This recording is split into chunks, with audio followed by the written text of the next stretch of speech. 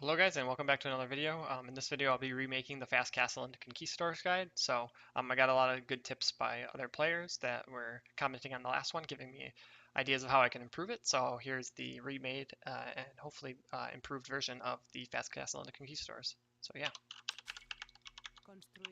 So Conquistadors are a very strong unit, obviously, and there are occasions where you're going to want to go fast castle into them just because they're a very cost-efficient unit in certain situations. So those situations being like a 3v3, if the other pocket is going for knights, then sometimes going for Conquistadors can be very strong, especially if like you're in a 3v3 and maybe maybe like two of the three players on the other team are going knights. Conquistadors would definitely be really strong because they just trade so well versus knights. And yeah, so if like you got a Franks flank and then like a Spanish pocket going knights, or something like that, then what you could do is go Conquistadors and go to the Franks flank, and basically you're going to trade really well um, against them because you can just run away from the knights and then just micro as you run away. So that's kind of a situation where you'd want to use them. In a 4v4 team game, if you're the pocket, you can go Spanish or you can go Conks. The one thing I would say about that though is that usually when you do Conquistadors, your eco is a little bit weaker than when you go for like 3 TC and maybe like 1 stable knights.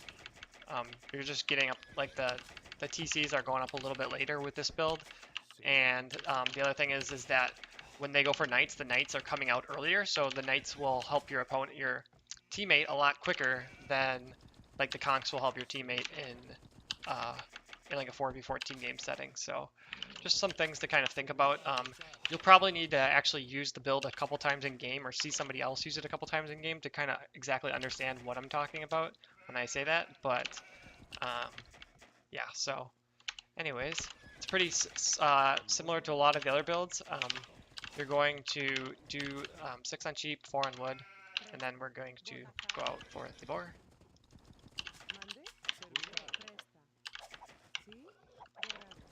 Might actually have to get loom here. I'll probably just get loom here. I don't know why. So we found all the resources. We're just gonna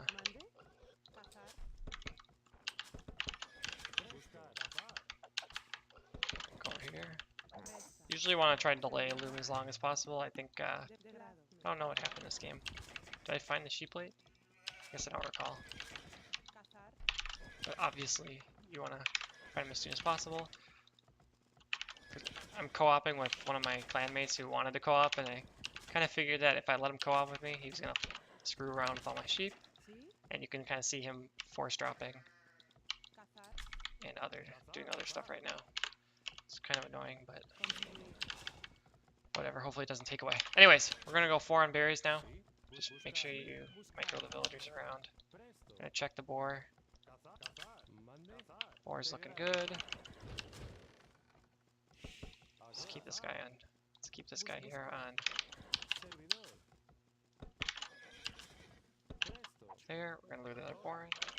Let's go one. We can go 1 more on berries. I like to put 5 on berries. I think it kind of keeps your eco nice and balanced. This boar was really close.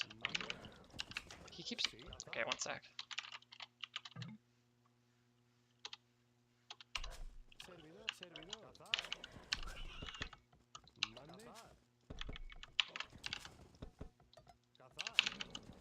Found the leather sheep.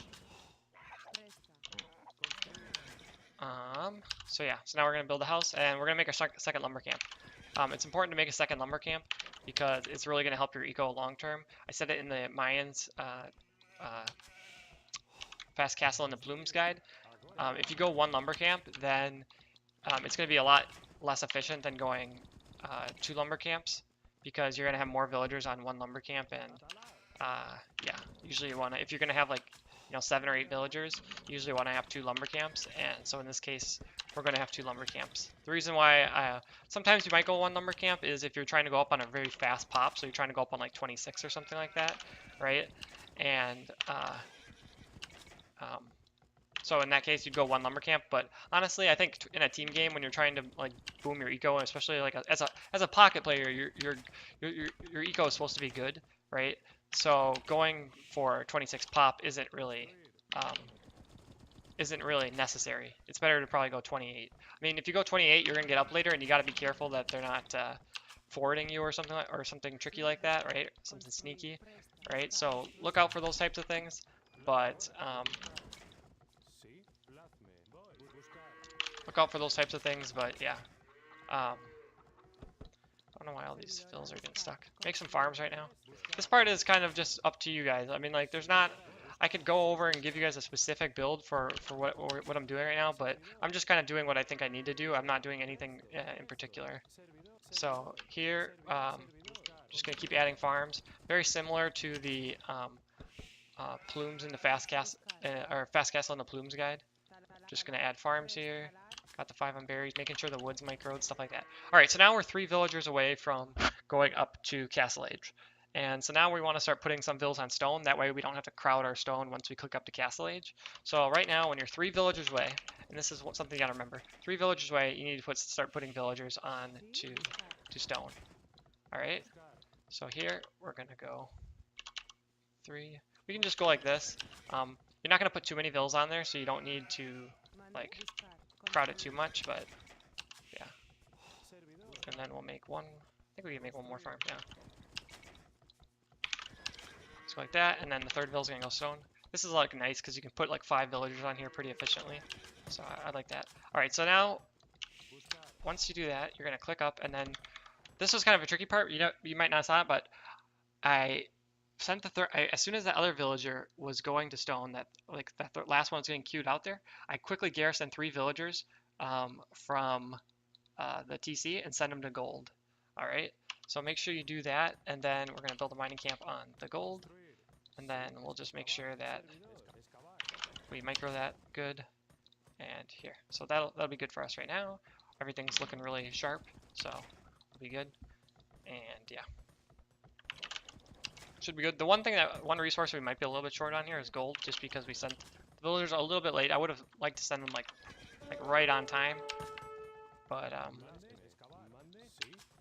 think my teammate's still messing with my. I think I don't even have the hill here. Now I have the hill. I think I might be a little bit short on gold because I sent them a little bit late, so I'm gonna send like one of these villagers probably out to the gold maybe. There, we got it. And then we'll just use like 3 villagers from wood or something like that to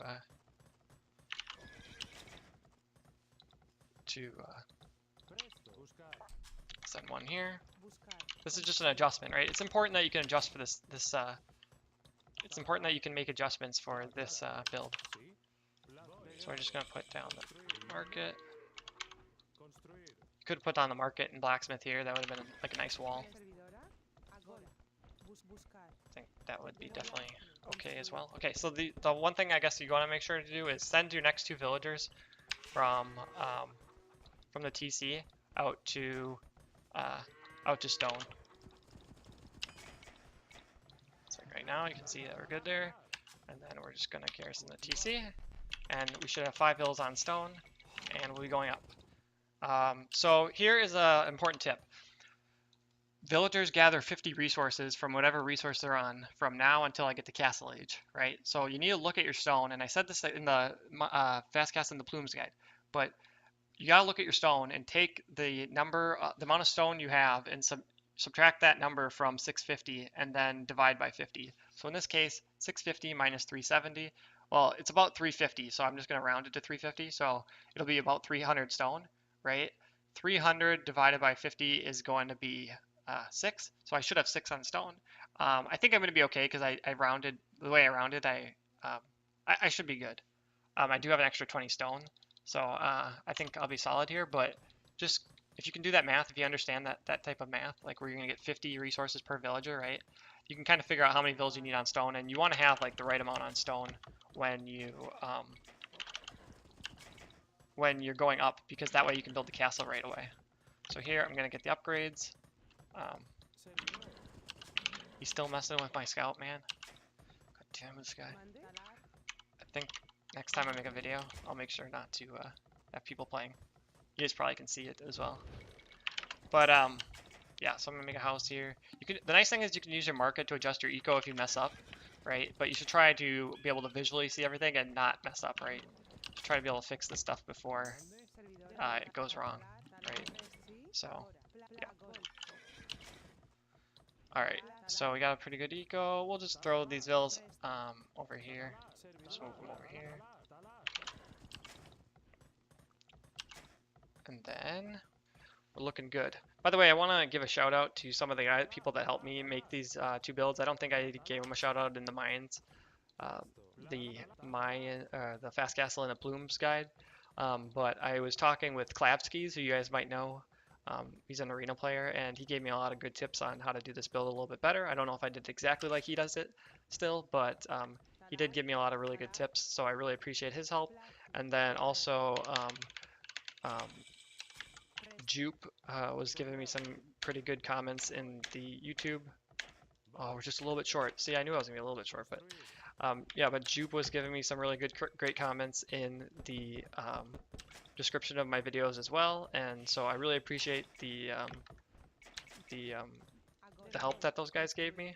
And then I guess one other guy was Let's Learn AOC, who's a Reddit poster, and he also gave me some great tips as well. So thanks to all you guys for helping me kind of improve this video. Hopefully there's not too many things going wrong. I know there's probably some things that aren't exactly perfect. Like right now I have wood, right, and I need to be able to make a TC, but I don't have the resources for it yet. So but okay, so right now we got the stone for a TC, so I'm going to add that right now. And then we're just going to keep those villagers here on stone, and it's not too bad. We're actually doing okay. Let's make another house, and now you can see right now we just queued up some conks, or my teammate did, because I only queued up one, and now there's 3 queued. So I like this 5 stone, actually. I think it's pretty nice. Keeping 5 on stone is nice because you can get the these TCs up pretty quickly. I mean, our eco's okay right now. It's kind of tough to I gotta say it is kind of tough though to, and I could put TC here, probably would have been better. It is kind of tough to keep production up if you go up for like 26.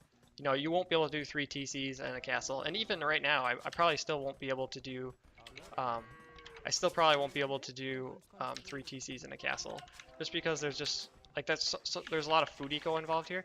Like right now, I can use my market. I'll just buy the food that I need, right? And that's how I'm gonna just keep production up. And it's not something, you know, sometimes you're gonna have a really great eco and you're not gonna have to use the market, but use the market. I mean, it's gonna be a little bit expensive at first, but it's gonna be worth it. It really helps out. So.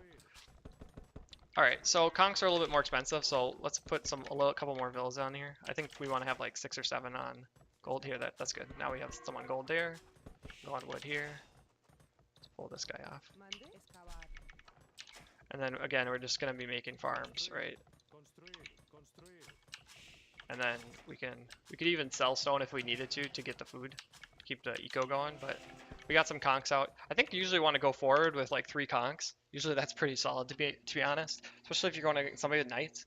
Like you can just run away from bad fights, so I would just go forward with like your first 3 conks and try to do damage. But anyways, this kind of makes up what the build's about. If you're a pocket player again on Arabia, you should be focused more on. You should usually be focused more on your eco than your army.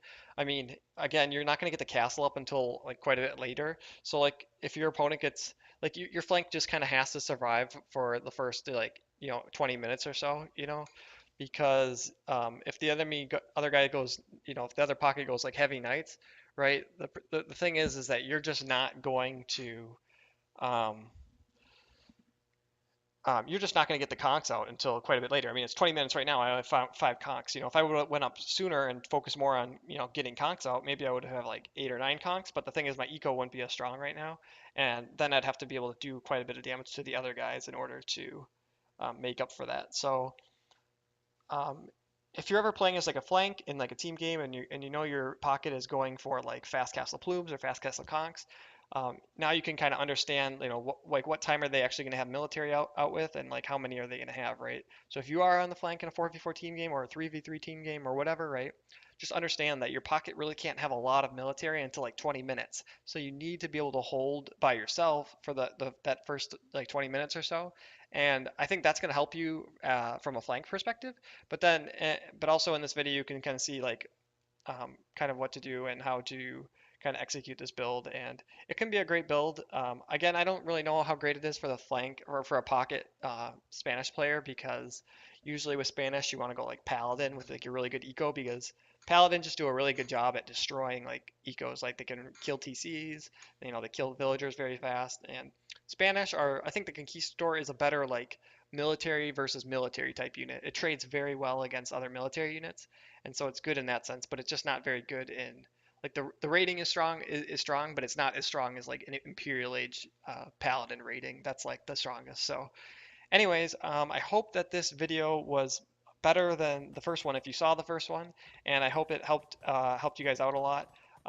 Thanks again, like I said, to the people that helped me revise the video, and yeah. So yeah, I guess that's it.